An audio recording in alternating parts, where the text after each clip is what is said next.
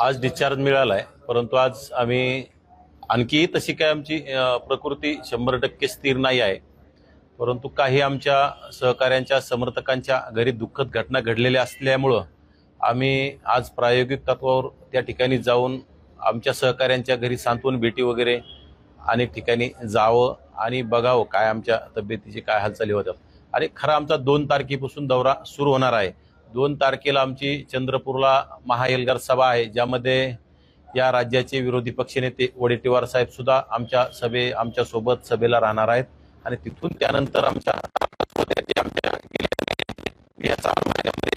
उपोषण काळात आमच्या 22, 24, 27, 29 तारीख आमच्या ठरलेल्या होत्या, ह्या तारखा पोस्टपोन झाल्या आमच्या उपोषणामुळे। ह्या आता तारखा आम्हाला रिपीट द्यावा लागतील आणि त्या तारखेनुसार आम्ही पुन्हा मेळावे वगैरे सुरू होतील। आणि आणखी आता राज्यभर फिरावं लागणार आहे। या राज्यातील जातीवाद्यांना धडा शिकवायचा जर म्हटलं तर ओबीसी समाजाला एकत्र आणावं लागणार आहे, जागं करावं लागणार आहे। कारण गेल्या अनेक दिवसापासून ओबीसीच नाही तर ओबीसी, एससी, एसटी, मुस्लिम बांधवावर अन्याय करण्याचं काम या जातीवादी सरकारनं, या जातीवादी प्रस्थापित नेत्यांनी करण्याचं काम केलंय। आता नुकतीच या मुंबईमध्ये तिरंगा रॅली, मुस्लिम समाजाची तिरंगा रॅली निघली। आजपर्यंत ज्या मुस्लिम समाजाने यांचे जेवढे मोर्चे निघले राज्यामध्ये, कोपर्डी असेल, त्यानंतर मराठा आरक्षणाचे मोर्चे असतील, उत्स्फूर्त असं स्वागत करण्याचं काम केलं मुस्लिम समाजाने। त्यांना चहा पाणी नाश्ता देण्याचं काम केलं। त्या मुस्लिम समाजाच्या तिरंगा रॅलीचे यांनी स्वागत केलं। उलट पक्षी यामध्ये त्यांनी ज्या हॉटेल्स असतील त्या हॉटेल्स सुद्धा बंद करून मुस्लिम समाजाला कसा त्रास होईल याकडे त्यांनी जाणीवपूर्वक लक्ष देऊन त्रास देण्याचं काम केलं। परंतु माझं मुस्लिम समाजाला कळकळीची विनंती, येणाऱ्या काळात मित्र कोण शत्रू कोण हे आपण ओळखलं पाहिजे आणि ओबीसी, मुस्लिम, दलित यांनी सर्वांनी एकत्र आलं पाहिजे, एसटी बांधवांनी सुद्धा आलं पाहिजे। आणि नक्कीच या जातीवादी मराठा समाजातील प्रस्थापित नेत्यांना यांना घराचा रस्ता दाखवला पाहिजे। त्यासाठी आपण सर्वांनी एकत्र येऊन आम्ही काम करणार आहोत।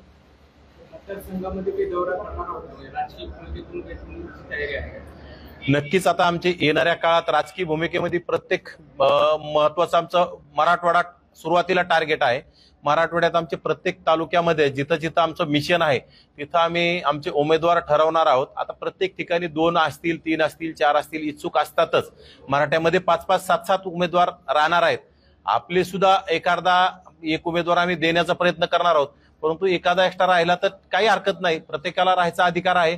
परंतु जो ठरवला उमेदवार त्याला ओबीसी सहकार्य करेल आणि त्याला निवडून आणण्याचं काम करेल। आणि नक्कीच ज्यांनी जरांगेंना पाठिंब्याचे पत्र दिले यांना घरी पाठवण्याचं काम ओबीसी समाज करणार आहे। आणि ते ओबीसीनं फिक्स ठरवलेलं आहे। कोणी किती गोंजारण्याचा प्रयत्न केला, पाणी लावण्याचा प्रयत्न केला, रसद देण्याचं जरी काम केलं, काही जरी दिलं तर ओबीसीनं, सामान्य ओबीसीनं ठरवलेलं आहे।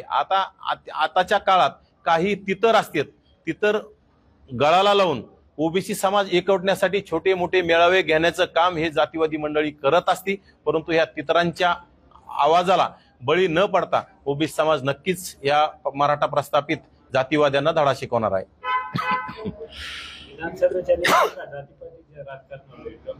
नक्कीच विधानसभाच्या निवडणुका आता ओबीसी विरुद्ध मराठा, मराठा विरुद्ध ओबीसीच होणार आहेत। परंतु ओबीसी, दलित, मुस्लिम अशा एकत्र असणार आहेत।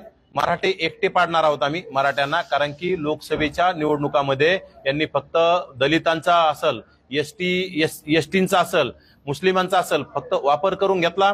मुस्लिमांचे नेते जलील यांना जाणीवपूर्वक पाडण्याचं काम केलं। ओबीसीचे अनेक नेते पंकजाताई असतील, जानकर साहेब असतील, खैरे असतील यांना पाडून आपले म्हणजे बिनडोक माणसं सभागृहात पाठवण्याचं यांनी काम केलं।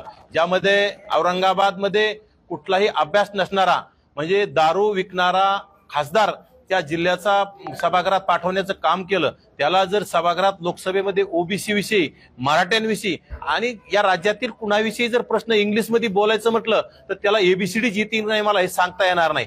कारण असे जर प्रतिनिधी पाठवले, दारू विकणारे जर प्रतिनिधी पाठवले तर नक्कीच या महाराष्ट्राला ते दारू पिणारा महाराष्ट्र केल्याशिवाय राहणार नाहीत।